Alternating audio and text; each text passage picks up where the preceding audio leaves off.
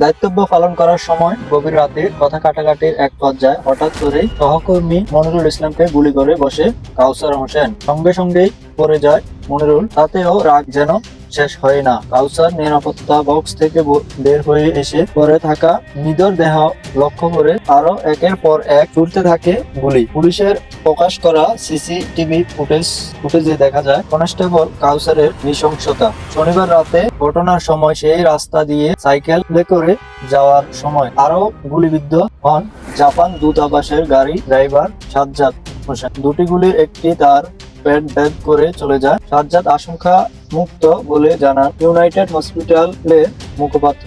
ঘটনার পরপরই ঘটনাস্থলে ছুটে যান পুলিশের মহা পরিদর্শক সায়াজের মাধ্যমে কাউসারকে নিরস্ত্র করে হেফাজতে নেওয়া হয়। এদিকে পুলিশের ঊর্ধ্বতন কর্তৃপক্ষ জানায় কাউসারকে প্রাথমিক জিজ্ঞাসাবাদের বাদ করা হয়েছে। আদালতের নির্দেশে 7 দিনের রিমান্ডে জিজ্ঞাসাবাদের মাধ্যমে ঘটনার মূল কারণ জানতে পারবেন তারা। সিসিটিভি ফুটেজ অনুযায়ী এখন পর্যন্ত ধারণা করা হচ্ছে সময় মতো ডিউটিতে না আসার কারণে এই ঘটনাটি ঘটেছে বলে ধারণা করা হচ্ছে। সাইফুল ইসলাম, JS টিভি, কুমিল্লার জনসংবাদ।